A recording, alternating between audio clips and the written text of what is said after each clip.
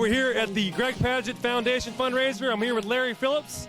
Larry and Linda Phillips were generous enough to donate their house and their backyard for us to use tonight for the fundraiser. So Larry, tell us why we're here and what this is all about. This is Greg Padgett's first foundation fundraiser, and we probably had 300, I'm told 300 to 350 people, and I've had people guess that the foundation raised somewhere maybe between $50,000 and $75,000. Everything was donated.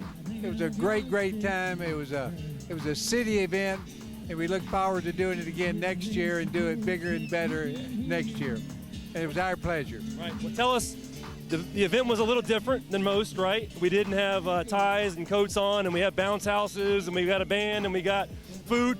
Why was it done that way? We don't do ties and bow ties and suits and everything. You know, we're in Lady Lake, and we're pretty laid back here. So this is just kind of the way we would do it this way in Alabama, where I hailed from originally a lifetime ago, and this is the way we do it now. So when you come to my house, don't wear a suit and tie. You won't get in. We've also got here Miss Ruby Padgett, Greg Padgett's mother. For those of you who don't know Miss Ruby, you're probably not from Leesburg because she's been working at Happy Days for how long? 46 years. So for 46 years, Miss Ruby's been working at Happy Days in Leesburg, Florida, has raised half of the community and is very well known and very well respected. Miss Ruby, tell us what this event means to you. I'm just so proud that people honor Greg, and he would be so proud tonight to get this honor and all. And the obligation he placed on us to make our community better. And that's what we're going to do through the Greg Padgett Foundation. Because everybody does a little bit, nobody has to do a lot. And when everybody does their part, our community continues to prosper and continues to be a great place to live and a great place to live to raise your kids. So get off the sidelines, get in the game, and come help us in downtown Leesburg. And Chuck, this event was a little different, right? You're in overalls with a God Bless America shirt on. Tell us why it was done that way and what that means. Greg Padgett was from Oklahoma, Florida.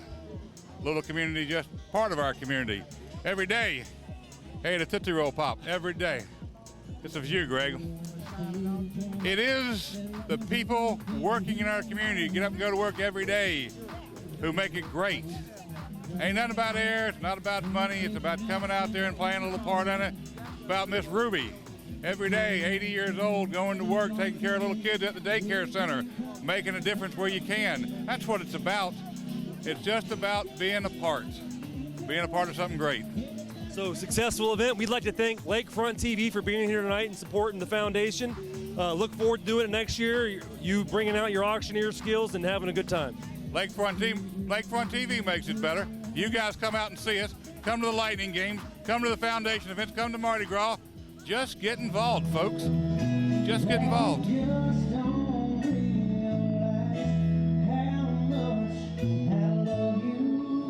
Ladies and gentlemen, y'all do not know me, but I am from a little place north of Birmingham, Alabama, and we have a home for children called Big Oak Ranch. And for 40 years, my wife and I have raised 2,000 children. Our first kid is 58, and when I left home this morning, we have a baby that's 8 months old. Now let me clarify, my wife did not birth all 2,000 children. But I need to tell you a quick story. Everybody in this area here knows Greg far better than I do. But I wanted to pay a tribute, if you don't mind. Give me 90 seconds. Imagine you're a little girl and you're 13 years old and your grandmother comes and picks you up at school and says, I've got a surprise for you. And she said, what is it, Grandma? She said, I've got a place I want to show you. And she drives into a place called Big Oak Ranch, which is our home for children there in North Alabama. And she gets out and she walks to the door, and I met the grandmother at the door. And she looked at me and she said, are you him? I said, yeah, I guess. She said, well, here's my granddaughter. And how does our son was playing in the NFL, and she said, how's he like the NFL? And I said, it's all fine, well, good. What can I do for you? She looked at the little girl. She said, I told you, I'm done. And she left the little girl in our driveway. She got in the car and drove away. The little girl looked up at me and she said, "Do you want me?" I said, "You belong to us now." And about a month later, we went to court, and the attorney representing us looked at the mother and the family and said, "If you don't want her, we do." They said, "You can take her." The little girl came down the hallway, and she looked up at me and she said, "Does this mean I belong to you now?" I said, "You are mine now. No one's going to hurt you again." She buried her head in my chest and she started crying and she said, "Finally." Several years later, Larry Phillips and Linda and Leanne and Greg and some others came up to meet our children and go to an event we were having there in North Alabama. And we were eating at Cracker Barrel, and we were at the table and everything, and I had this girl come visit there at Cracker Barrel with Larry and Leanne and everybody. And I remember things very well when it involves my children. And I remember Greg was here, Leanne, and I believe it was Carson, was sitting right here, and Greg slid around. He said, "Come here." And he called the little girl over, and she was 19 years old at that time, and she sat down, and the rest of us didn't get to talk to her. He talked to her the whole time. Now, you all know Greg, when he first meets you, he's kind of quiet and reserved. He was not the same individual that I had been told he was. That was my first time to meet him.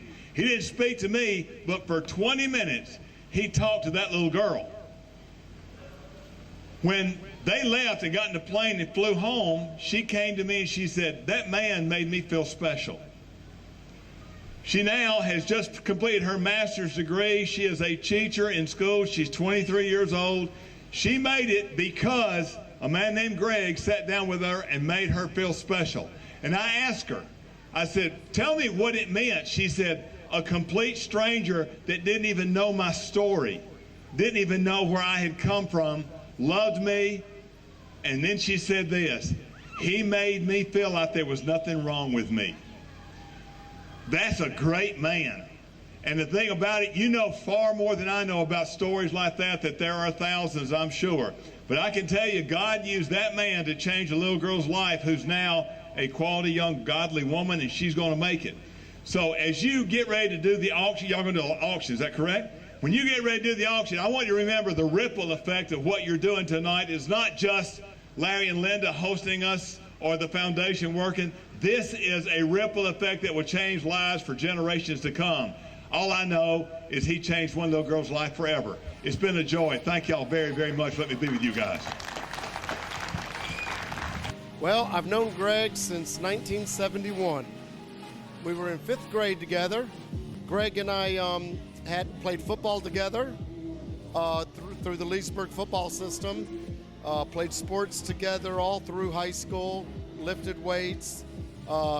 Greg decided to wake me up at 2 o'clock in the morning. I chased him through the Burger King parking lot in my underwear. I wish he was here tonight to wake me up. Greg and I have a lot of memories, and just look around and you can see what a type of person Greg was. One could just dream to have the respect that Greg had. Greg was a great friend to everybody. Greg, we love you, we miss you. And I wish you could wake me up tonight so I could chase you in my underwear. Carson and I would like to thank everyone who came out. We had a great turnout and we are so appreciative of everyone's support. We would also like to thank everybody who donated auction items, raffle items, and their time, and also a special thank you to Linda and Larry Phillips for hosting this great event.